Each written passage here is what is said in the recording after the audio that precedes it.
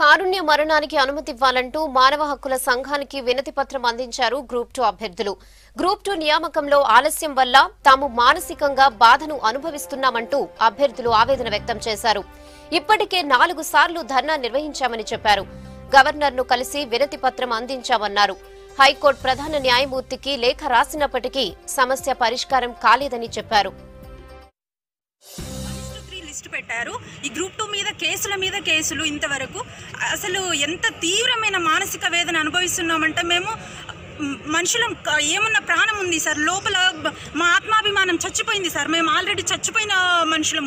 ఆఖరికి జంతువులకు కూడా వాటి సంరక్షణ ఉంటుంది. మేము జంతువుల కంటే హీనమైపోయినామా సార్? మాకే రైట్స్ లేవా? తక్కువ సంఖ్యలో ఉన్నంత మాత్రాన మాకే రైట్స్ లేవా? ఒక నోటిఫికేషన్ కోసం 3 సంవత్సరాల కాలం ఎదురు చూడాలంటే దిగువ మధ్య తరగతి కుటుంబాల్లో పుట్టిన వాళ్ళకి ఎంత వేదన, ఎంత బాధ సార్.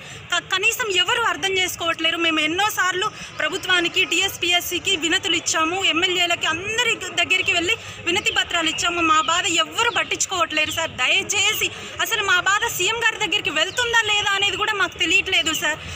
ఎవరు తెలంగాణ రాష్ట్రానికి కేసీఆర్ గారు తండ్రి లాంటి వారు సార్, మాకందరికి తండ్రి లాంటి వారు. మా బాధ మేము మా తండ్రి లాంటి కేసీఆర్ గారికి, సీఎం గారికి చెప్పుకోకపోతే మేము ఎవరికి చెప్పుకోవాలి సార్? అసలు సీఎం గారి దగ్గరికి మా బాధ వెళ్తుందా లేదా సార్?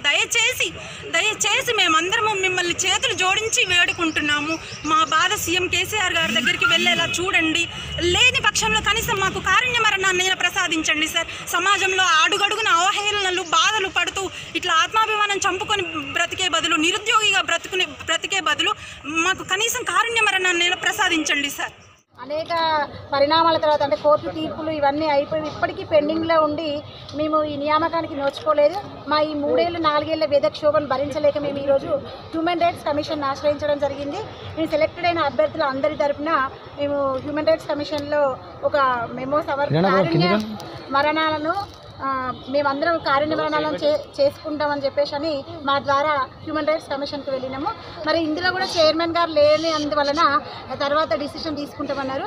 మరి ఈ వారం రోజులలో ఎలాంటి డిసిషన్ లేకపోతే మా అందరి తరఫున కారుణ్య నియామకం అవుతుందో, మరి మేమందరము సామూహిక దహనం అవుతుందో కూడా మేము నిర్ణయం తీసుకున్నాం ఇక్కడే.